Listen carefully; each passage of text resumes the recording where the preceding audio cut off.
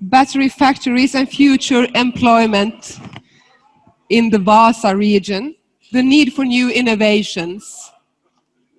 We have two speakers today. We have Thomas Hauri, Major, City of Wasa, and Thomas Hoyer, Managing Director, Latitude 66, Cobalt. And first in line, we have Thomas Hoyer. Big welcome. Thank you. Thank you. All right, good. Good early afternoon to all of you. Good to be back in Wasa and Wasa Future Festival. It's my third time that I'm here, and it's always a pleasure. It's always a pleasure. Thanks for arranging, if we can, well, those who have been arranging this this year again. Very briefly on my background. I've been dealing with critical minerals for almost 10 years. Critical in terms of increase in demand or expected increase in demand from changes in the way we conduct business and developments in technology, but also critical in terms of supply. And supply, how you define something to be critical in terms of supply is, first of all, is there enough of it? That's one of the simplest ones, and that's where the geologists come into play, and they say how much of something we can find. I guess many remember still the peak oil discussion we had during the boom in 2006-07, when they said that there will be no oil left in 20 years, but I mean, now nobody talks about it again. But that was really looking at the whole picture, how much of it there is. But the other thing that's it's important when defining raw materials to be critical is where the supply comes from, not only the geographical or the country, the domicile where it's produced, but also the whole supply chain. Who controls key bottlenecks in a supply chain on how you take, for instance, a mineral from underground and how it becomes a material that we are carrying every day, like the iPhone that Thomas is having there, or the iPad I have here, or the electric car that I saw, at least one of them, parked outside. So I've been dealing with this for about 10 years. My first part of those years was around rare earth minerals, especially neodymium, praseodymium, and dysprosium are the ones that are most critical because there are the growth in supply. And rare earth minerals have, since day one, when they've been started to be used in modern applications, that market has been controlled by China. And China has been using that not only to be able to develop the best applications and to tie in the non-Chinese application builders like an Apple to actually produce in China. So it's business driven. On top of that, they've used it once at least for political, putting pressure on Japan in 2010. But rare earth, it's a much smaller business than, let's say, nickel or cobalt or lithium, which are the battery minerals. But it's a good, I would say, a case to see how China controls supply chains and what they do with that once they have that control. Maybe now going over to batteries, which I think was the topic of the day, and gigafactories and Wasa, which has been promoting actively gigafactories from since a very, very early stage, and been doing a great job here. I'm not going to go into the debate that will there be electric vehicles. There will be. The latest, I just looked at my emails. I get a lot of information on this all the time, and you know, it's fascinating to read about the new EVs and stuff like that. But let's take BMW, like definitely producer of the probably the best diesel and gasoline engines right now of the mass market producers, built their success over the past 10, 15 years with the 6-cylinder and then the 4-cylinder, how they were the first ones to combine it with the ZF 8-gear automatic box, and that's how they made their billions of profits over the past 10 years. BMW stated, when they published their Q2 results, they stated that in 2030, and people buy cars every 4 or 5 years, so 2030 is not far away. We're now in 2020. In 2030, minimum of 50% of all BMWs will be either full electric or plug-in hybrids. And now we talk about the master of diesel and gasoline engines. Small quote that I think those who follow EVs, everyone knows about Tesla and how their share price went 5-fold, and now it came down 40% and wants to be included in the indices and all that. But Hyundai has been, and it's been a bit under the radar screen here in Europe. Everyone is talking about Volkswagen and Mercedes and these, but Hyundai is, of the existing incumbent producers of cars, is the most active when it comes to implementation of full EVs. They have something called Ioniq series and a few others. And I saw last week just the headline that Hyundai is the only automobile company whose stock price is positive this year. And this now excludes Tesla and a few of the startups in the EV space, but it's the only traditional. And in that article, they were really saying that Hyundai's financial results have been pretty weak because they've been investing so much into EVs. But really the capital markets have taken the decision that we go to EVs. The industry, the BMWs and the General Motors, who have a lot to lose, they've taken the decision. We go to EVs. So case closed to debate that thing. It will happen.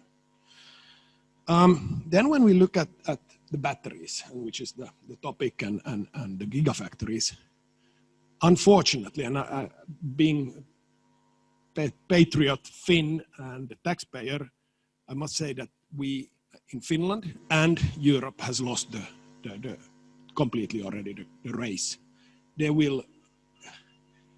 I don't see any non-Asian company having a strong position in battery manufacturing for EVs, which is going to be the next big mass market for lithium batteries.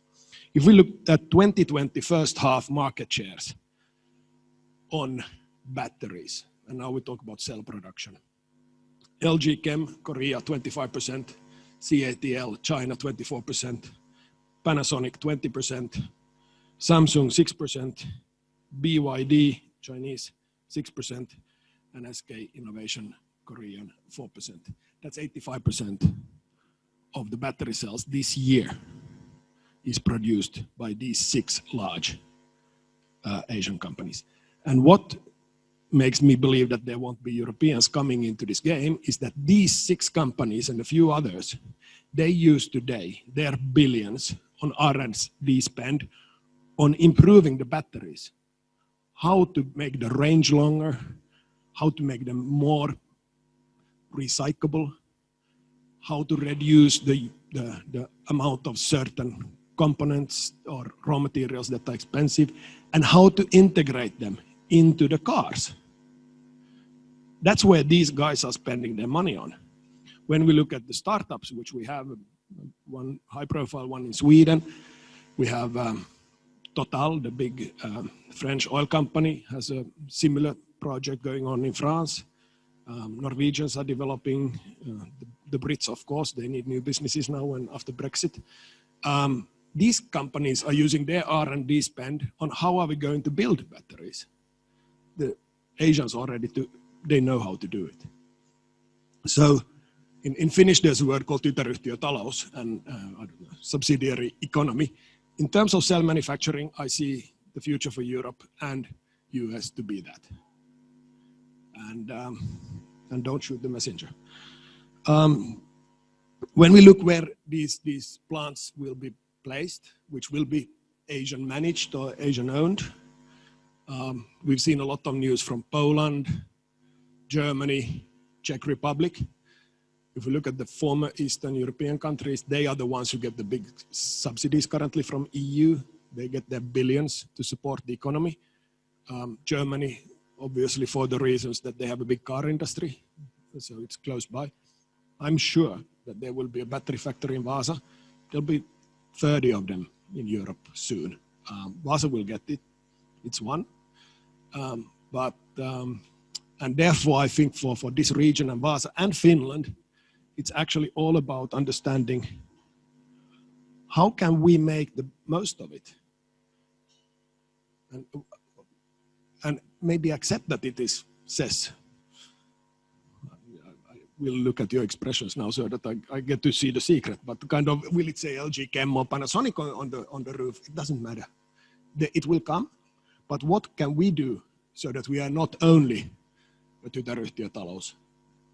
And that's I think where everyone, the university, the startup scene, research, and business, this needs to be business driven. Need to make their thinking. And now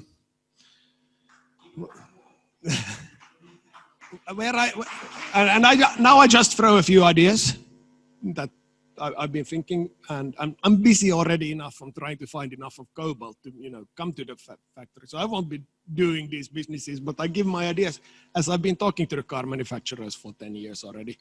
In Germany, I spent a lot of time in China and Korea and Japan. I think once we get that, we should also look at new applications where the batteries will come. We all carry already lithium batteries. All the iPhones and Android phones, they all have lithium-ion batteries. EVs will require a lot. But there are new applications.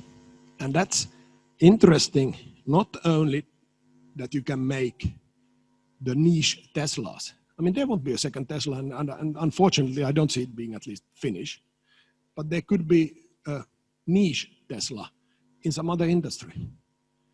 But once we have the battery knowledge on doing batteries, we can then optimize some of the batteries being produced in Wasa or even somewhere else in Finland into those niche applications. And as such, it won't be as big market as providing all the batteries for Mercedes, but it will be a competitive advantage and something that you can then link really the know-how that we will have here for making the batteries, but then for the applications. They are linked. The batteries are all the time becoming better, smarter, more efficient, and they will be more and more integrated into the cars, but into the other applications. So there's definitely room for business, which is in a way facilitated by the future Gigafactory, which I do hope and think that will come here. When I was having breakfast, I put a few names. The obvious one, Wärtsilä Marine Technology is one, and we know that they have their thoughts around it. Botnia Targa, the best motorboats in the world, I assume, at least in their class. And plenty of other boat builders here in the region. They have a lot to lose. Their business today is based only on diesel engines. And even if in boating the efficiency will be better for diesel engines, all the development that goes into diesel engines or has gone over the past 30 years because of the car industry's volumes will stop. So I'm sure that's just, and then I got the name, I know it's not from Wasa, but it's not that far away, Avant. I'm not the guy who kind of fixes my home, but my friends, it's unbelievable. It used to be the barbecue of Weber, now it's the Avant. That's like the measurement of success. To have your Avant is like a what's that, Bobcat, but the Finnish version. I mean, these are the applications. Someone will be the first one to really make a good, efficient, battery-driven vehicle like that, or a motorboat, or a tugboat like Wärtsilä is developing. So look at entrepreneurs, businesses, existing businesses. Don't be afraid and try to just kind of protect your existing business, which is based on the on oil, but look like, how can I become the Tesla of my niche? And there I definitely think that there is space to do that. And let's not make the mistakes that the big chemicals companies in Europe have done, because the batteries, actually it's all about chemicals. And Finland is so proud about our, we have big chemicals industry here.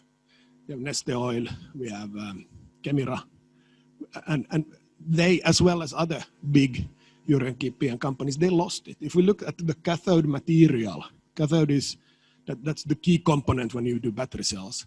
It's LF, it's a South Korean company, LF, and the POSCO, which is another South Korean company. It's actually a steel producer, but they have a subsidiary. They are the two largest, and then you have a range of Chinese companies doing it.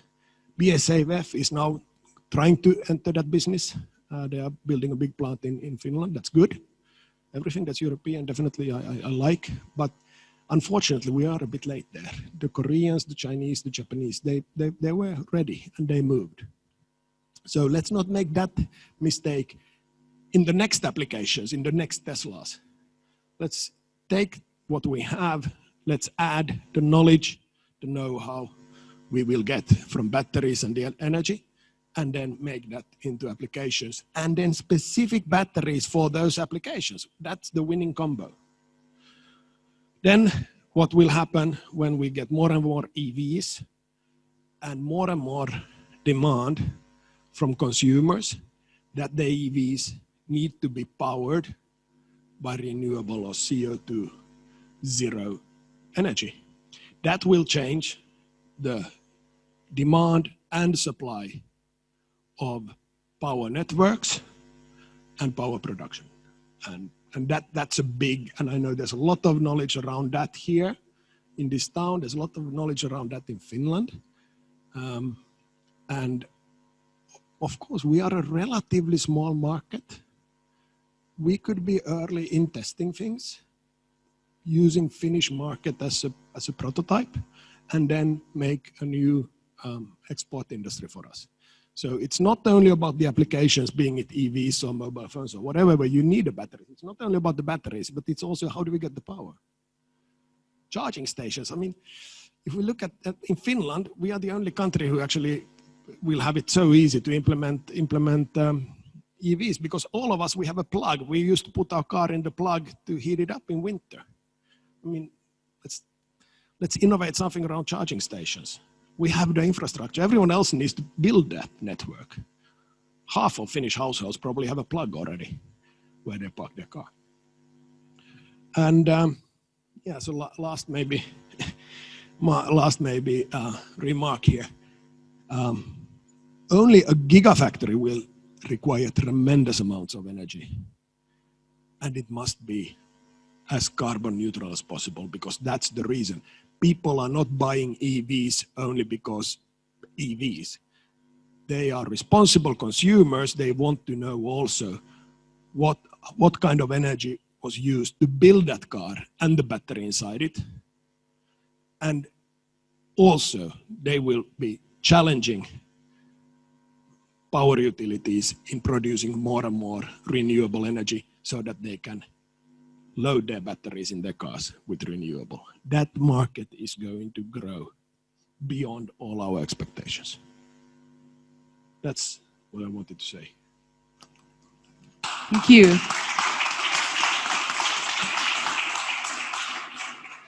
Feel like we're going to have a quite active panel discussion today. And a lot of questions too. Next up in line before the questions and the panel discussion, Thomas Hauri, the Major of Wasa. Thank you, Anna. Nice to be here. Thank you for having me. I think some of you might have been expecting or waiting for me to reveal something big and new regarding the GigaVaasa project. Unfortunately, I won't do that today. But thank you, Thomas, for an excellent speech and an excellent introduction also. It also almost seems as we have been coordinating our speeches, but you gave me so many bridges to go on, so I think we'll take it from there. But before we go there, I think it's important to take a look at the big picture. And if we are thinking about the battery markets, in 2018, how big were the battery markets in gigawatts? 184 gigawatts was the battery demand globally. And it's estimated that by 2030, the demand for batteries will be somewhere between, some say somewhere around 2,000 gigawatts, and some say maybe it can be almost up to 3,000. 2,800 was the biggest figure I was looking at when I now browsed through the summaries and the estimations. If this gigawatt is to engineering lingo, we can turn it into money. In 2016, when we started the GigaVaasa project, the value of the global battery market was around 14 billion US dollars. And it's expected to be, now I have to check, around 17.5 billion dollars next year, or more than that. And in 2027, they say that we will have an estimate of 129 billion US dollar market in the battery industry. And now I totally agree with Thomas here. These estimates only base, or mainly base, on the development of the EV markets. They are not taking into consideration what will happen in all of these other sectors that Thomas mentioned here before. So if we only look at the EV market, which will be the biggest mass battery industry area, I totally also agree with Thomas that we are late looking at this wave, because that's already moving, as he greatly described. But I haven't lost hope, because I see there's a lot of niches and there's a lot of potential to still grow from these 129 billion USD markets to a totally other market when you take in consideration the other sectors. Some have asked during this journey with the GigaVaasa project, why on earth are you working for a battery factory in Wasa? And I think this is maybe the bridge between what Thomas was saying and what I was intended to say. If we are looking at what is happening now in the energy sector, we are talking about circular economy, where we have to do sector coupling between different segments, different actions in different energy markets. We have district heating, we have water, we have waste to energy, and we have traditional power producing and distribution. And by coupling these sectors and other industrial sectors together, we get a working, efficient, and ecological system solution that will make a difference for tomorrow. In these sector couplings and in these systemic solutions, there will always, in the coming years, be some element of energy management, and there will be some level of energy storage. So now I'm not talking only about EVs. EVs are the big cake, and they will be moving on to 2025, 2030, and then we'll take the big share. But after 2025, around 2030, then we must be ready for the second wave that concerns sector coupling, concerns systematic solutions, that holds energy storage. And I totally agree with Thomas in this, that those who choose EVs are not doing it just because it's fun to drive an EV. They are very well aware of their ecological footprint. We have had a lot of discussions also about, well, why do you put your money on lithium ion or some other technology? But actually, when you look at the market shares that Thomas was explaining, then it's not even debatable whether the EVs will come or whether they will have lithium-ion technology for the coming years. I'm sure there will be new technologies that will take some market shares, but the major and the biggest shares will be hold of this technology that now is ramping up. Finally, maybe 2 words about the GigaVaasa project. It's going on, and it's very active and in a very sensitive phase. So we'll just keep on pushing, and we'll tell you more when we are ready for it. Thank you, Anna.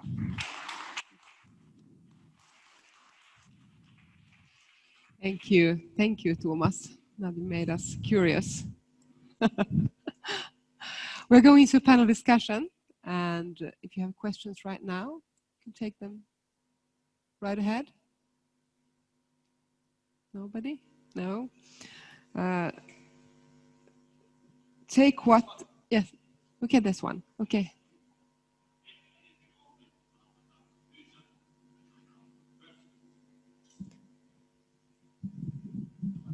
Ehkä se Hyundaiin pörssikurssi on korkeampi kuin muilla sen tähden, että muutama kuukausi sitten ne ilmoitti, että ne panee 2 miljardia kehittääkseen oman eVTOL lentotaksinsa.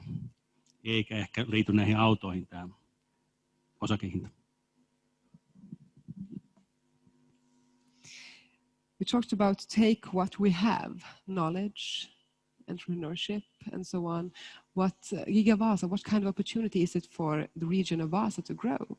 If you look at the situation right now at the employment market, COVID-19 and security, what kind of opportunity is it for a region to grow?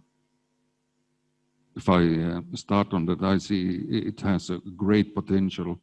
It can be compared to the beginning of this millennium, when the energy technology sector more than doubled here in Vasa. And actually what it tapped into was the first wave of clean tech, really clean tech.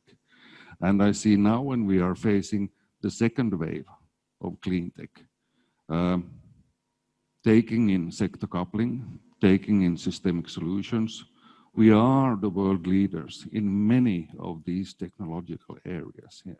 And when you fit in energy storage, batteries into these different systems, are they marine, are they in airplanes, or are they in power grid systems? They all require their specific setup to be as effective as possible. And to do this research together in a system, that's when Vasa is the best place to be in the world, because here even competing companies are doing R&D and development together, just in order to get a little bit more out of the system. Maybe I could comment in a way your question that if we think about the past 20 years, and really all businesses have been impacted and demographics have been impacted by the internet. The internet, that's what has driven the economy since mid-late 90s. And if we combine into internet, mobile internet or mobile technologies, look what that did to Oulu region. And that, it became the Silicon Valley of Europe for a long, long period. And it was a big demographic change. And it was often praised by the excellent cooperation between the city, the university, or the educational sector there, and companies. I mean, it was not only Nokia. The tens of great companies many of them got bought by foreign companies, and a lot of startups still coming. I mean, that's what internet did if we look at the city in Finland. I personally expect that energy storage is going to be a tailwind for business as big as internet was for the past 20 years. I think energy storage will be for the next 20 years. EVs is only the first time we really can see it. We already have it in our pockets, but we didn't kind of realize that we can have a mobile phone only because there's a battery technology which is not the size of a brick, the phone. So, and Wasa has a head start there. I spent a lot of time in Oulu, and I must say that Wasa has better climate as well. So it's not only that you're in the right spot in terms of the. But I mean, if you really asked what this can bring to Wasa, I mean, Wasa could be the next Oulu, in my view. Looking at Finland, it's a potential, but and also I think it's important that you guys in Wasa that you look what did Oulu right, what did Oulu wrong, but Oulu is a success story.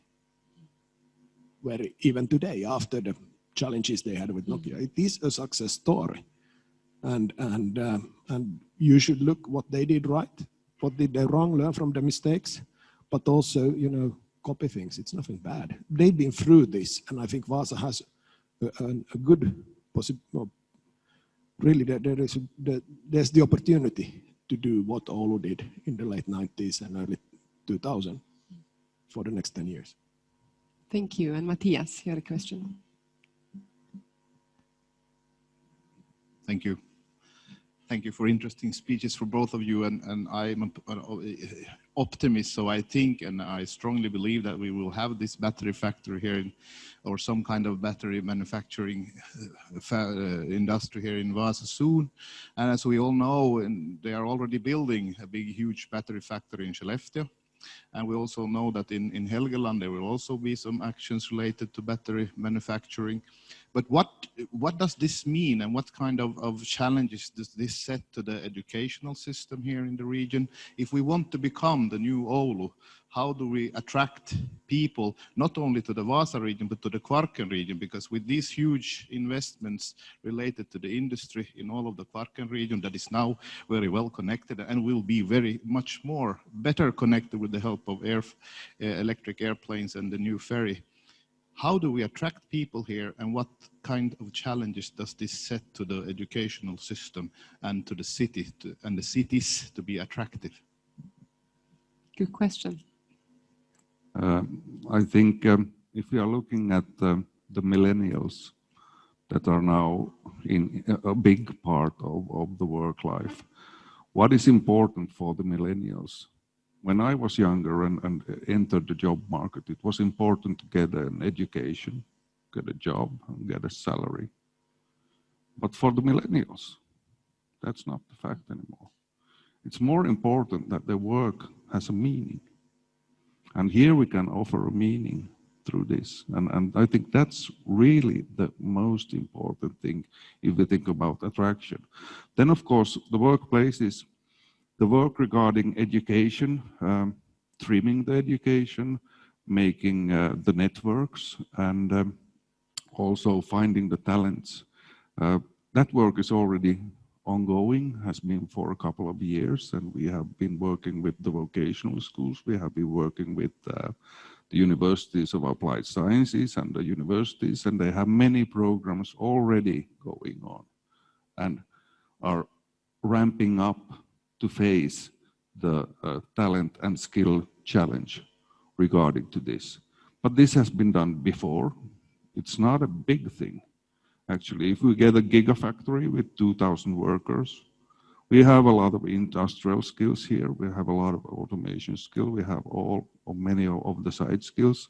Something that is lacking is the specific chemical engineering skill. But as Thomas said, these factories already possess them. That will make the first establishments.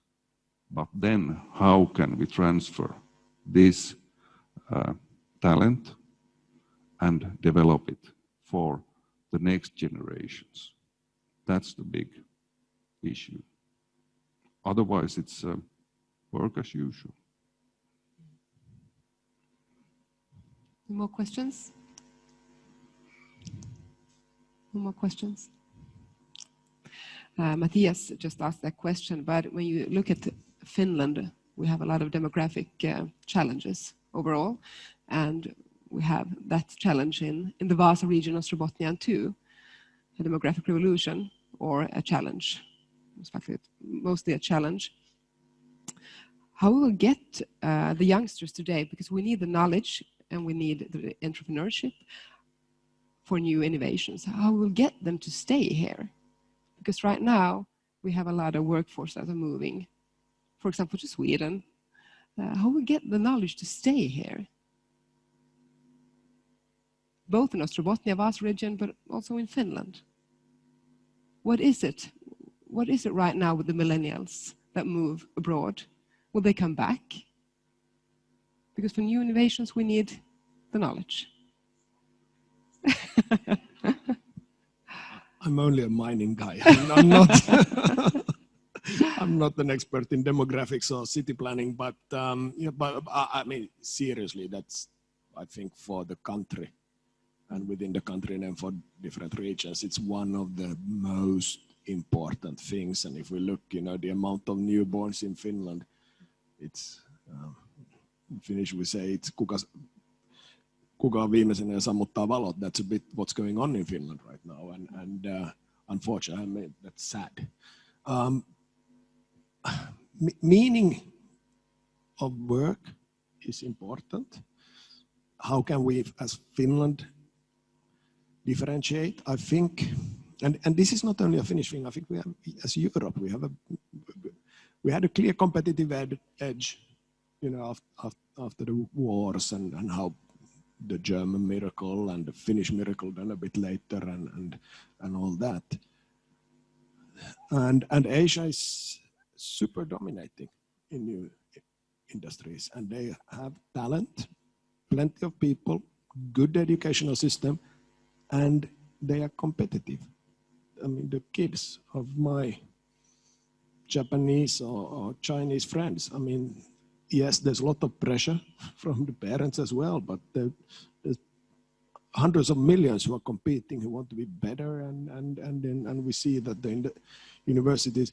So the world, it has changed. It's changing, and what I think there's a lot that we are good at in Finland. We are not really good at promoting it, and we should. I remember this was last year here. It was from the university, someone who told how many foreign students come to Vasa and actually would like to stay here, but they can't get jobs here, or they don't get the permits to stay here just to look for a job or find a job or set up their own company. I mean, these are practical issues where we need, because Finland is a great place to stay. I lived 14 years abroad and nobody expected that I would come back. And now I've been 10 years in Finland. I'm looking at staying in Finland. And Vasa is a great place. I'll love to visit it. So we have many, many good things to offer beyond only the work itself. We have a tailwind, but we need to be able to tell. In a way, we need to understand it ourselves first, and then we can tell about it. But then there's plenty of practical issues that we need to just simplify so that actually also the talent from abroad can come here. Yes. And we shouldn't only look at this immigration of working people to be Filipinos who come and do the cleaning because no Finns want to do cleaning anymore. I mean, we should look at talent, global talent. This is a good place to live, Finland as such, and Vasa especially. But we need to be able to facilitate that's easier. That's pure stupidity that we have hundreds of non-Finnish students who study here. They already have a place where they live here, they have friends here, they have social networks, and then they want to stay here, but they can't because they don't get the permit to live in Finland, or employers are a bit hesitant to take them because their Finnish or Swedish is not really strong enough yet. I mean, come on. That's so last season, that thing. That's so last year. I can also give a few, that's like a really broad question, how to get the people to stay, the young ones to stay in Vasa and in this region and in this country. I think no one has the whole answer, but I think when we are talking about cities and city plannings and what is happening there during with the demography, I think it's important in Finland also to realize that people are going to places where things happen. We are now, and we have for many years been competing with who has the best infrastructure, who has the tallest buildings, who has this and that. But actually, that's not what people want. What people want is they want all kinds of experiences, and they want to be around places where things happen. And this is an old trend, and this is the reason why we have something called urbanization. That's why people move to cities. It's not because they can be cramped in some lousy, small flat. Well, they come to the city because things happen there. And now I think with COVID, we have a situation where you can combine these. You can have real life quality. You can choose to live in the city center, or you can choose to live outside the city center, and it's really close to combine these two. Like you can combine working distant or working in the office in a totally new way today. And I think this is something, I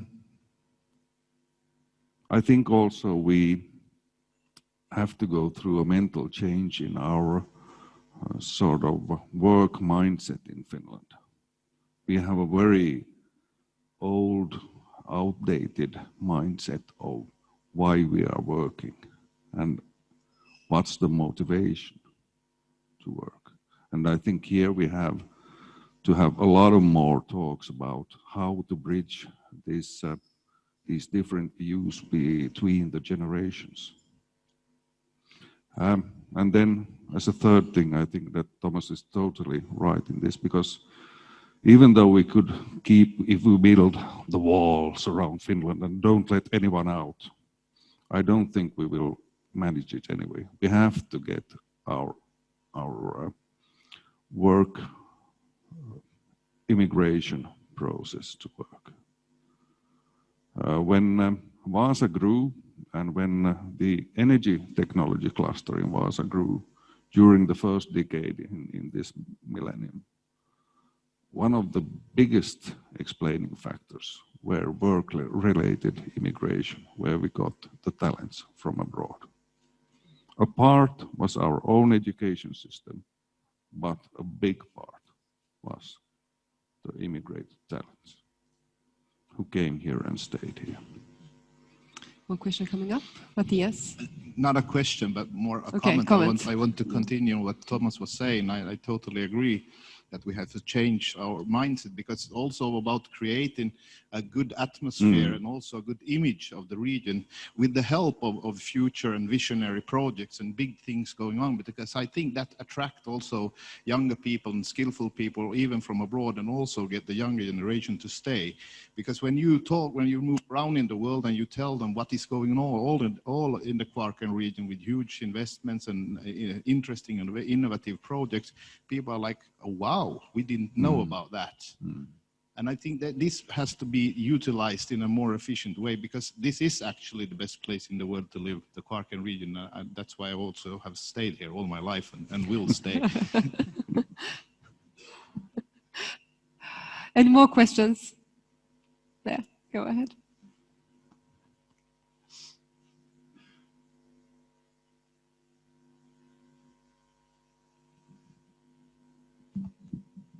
Thank you both for very nice speech. You touched upon the energy sector, and that's close to my heart. So just some questions around that and sustainability. Let's say the debate on EVs versus normal petrol or diesel cars are that, well, the EV is so dirty. It's dirtier than the diesel car. And well, I'm not going into that debate, but I would like to discuss that. How do you see, can there be a clean battery? Can it be carbon neutral or totally carbon free? And what would that take from mining to cell manufacturing?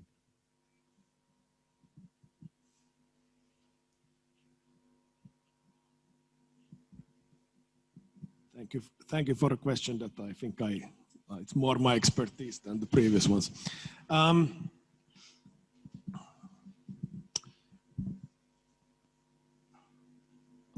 coming back.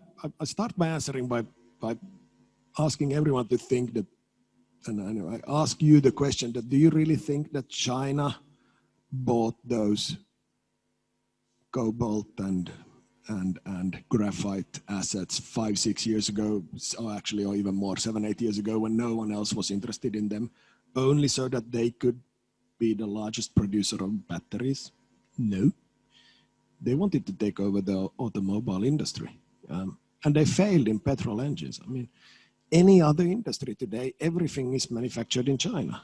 I mean, the COVID showed it. There's not, everything that's medtech, Medcare has components made in China, is assembled in China, everything.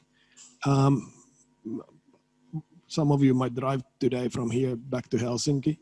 You won't see a Chinese produced car coming. I mean, that's I would say it's one of the only large industries where China has not been able to take a market share outside of their own country. And not even in China. I mean, the first measurement of becoming middle class or upper middle class is that you have a Volkswagen. So the Chinese realized we won't be able to compete in that one. They tried. I mean, there are plenty of Chinese cars out there, but not everything failed. And they decided, okay, there will be a revolution, and they've been lobbying for it for sure in the background in various ways. And they want to produce the cars. And batteries are just a key component there. And going back to how can you control the car market via batteries, how can you control the battery market? By supply of certain critical minerals and certain critical knowledge. And they've been building on that. And if you look at Germany, and this, almost the same goes for France. I think at some stage I remember every 9th German job is linked to the car manufacturing industry. That's a big number. And 100% of that is combustion engine today in practice. And so this is a huge risk for Germany and Europe if we fail to take a large market share of the EV business, because that's the only business that will be left in 2050 in automobiles. And I see now, coming back to your question, and that's something that I've been personally promoting to a few of the German car manufacturers. And there's no reason I wouldn't do it for French or Italian, but I happen to have a history working in Germany, so I know the people. And the German can compete if they answer those questions that you now asked. Because that's something China has not been thinking about that. It's not their mentality. They are just looking at producing it efficiently, cheaply, and get the market dominated. But those questions that are, I would say, not a bit harder to quantify, which comes to values, which comes to ethics, I mean, that's, and you asked earlier about what's the competitive advantage of Vasa region of Finland, but also of Europe. I mean, we have that inbuilt in our way of conducting business. And I think that the way for the BMWs to be able to retain a good market share of automobiles in the future is to be able to actually track what goes into the car, how was what is the CO2 balance, not of driving the car, but of producing the car. These are questions. And I can tell you the Chinese will not be able to give you answers, where did this nickel that's used in the battery come from? Because the way they do their business in Africa, and I spent a lot of time in Africa with Chinese, without Chinese, is they just buy, and the system they buy, for instance, source, let's say copper or cobalt, is that they have the small local Chinese traders who are running around there. Then they sell to the next stage, they sell to the next stage, then they take the refining. There's no way to say from which mine did it come, did they use child labor? And yes, they do use, and the Chinese are promoting it, I can tell you, so are a few Western companies still. And that is a competitive advantage to actually, for a defensive move for European industry, to be part of the future, being EVs. I believe that that will be achieved, but it only comes if the consumers demand it, and when consumers demand it, the car manufacturers will demand it from their suppliers. So yes, there will be, it can be CO2 neutral, and at least you need to show how much CO2 has been used. It's not only about where the minerals come from, how were they mined, how were they processed, how was the logistics. When you can build that traceability and what the various input factors have been and how that impacts the environment. I mean, I will buy that EV. Who can tell me that? And I don't think I'm the only one.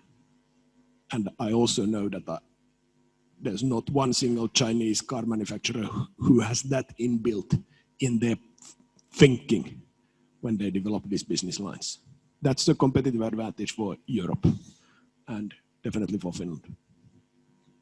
Yeah, today if you look at the CO2 balance in an EV, the battery forms 40 to 45% of the CO2 track, and actually, just as Thomas said, taking care of that, you have the most ecological, efficient logistical chains from the raw material to the battery chemicals to the cell and then to the end product.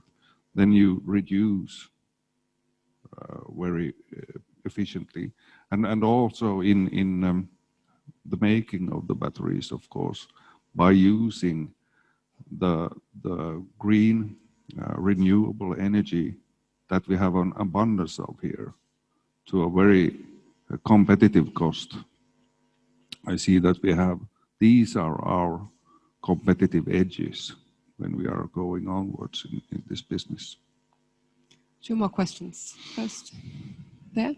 Actually, my name is Jussi Lähde. I have the pleasure of working with Thomas Hoyer in Latitude 66 Cobalt, but I'd like to reverse this idea of consumers' demand to the possibilities that the companies working in the Kvarken area have. So once you produce something, we produce numbers. We testify now ourselves with numbers. We say that CO level is this and this many numbers.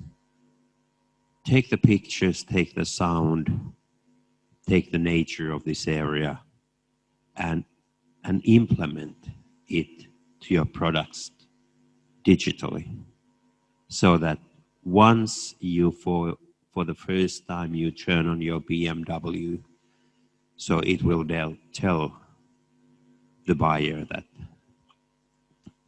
this is the surroundings where your battery was produced. And take this into everything that you produce here. It's not only the numbers to convince the seller and buyer, it's also pictures, sounds. Make them to come here and check where everything was produced. Thank you. And Sture, you had a comment?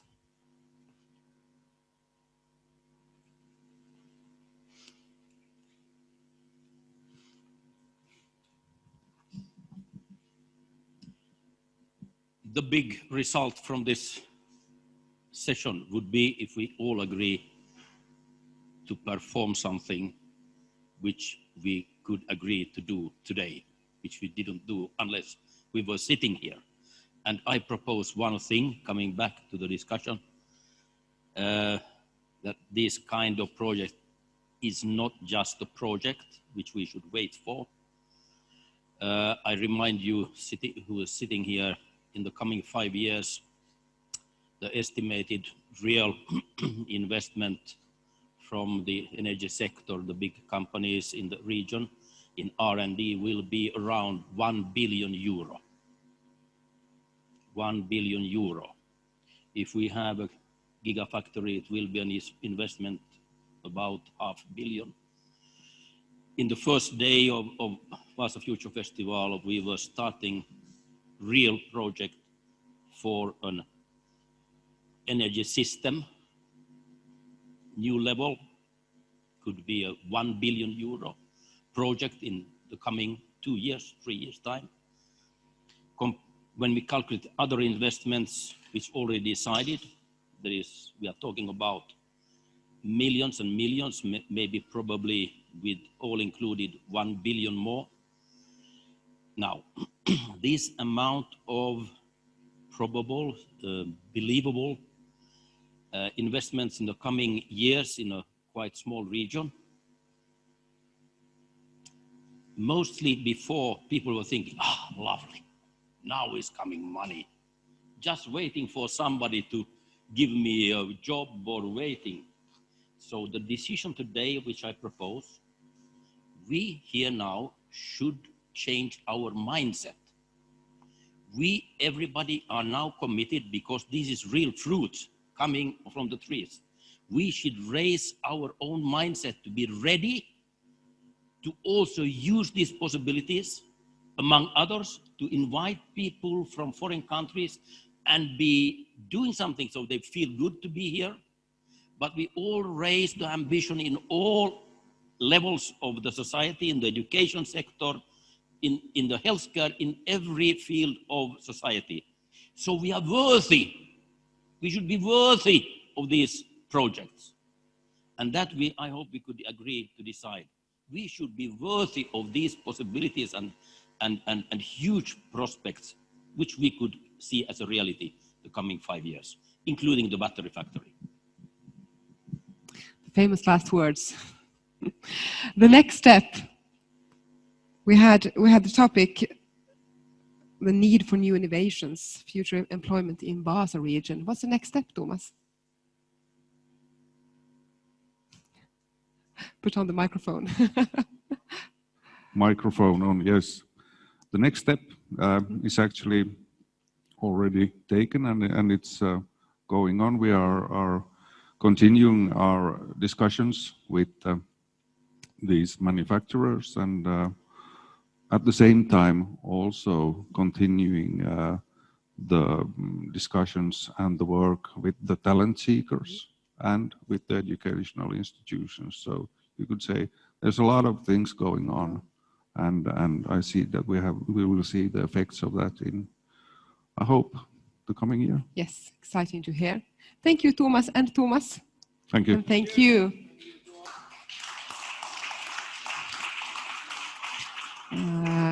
At 3 o'clock, we have the last topic, fixed connection over Kvarken.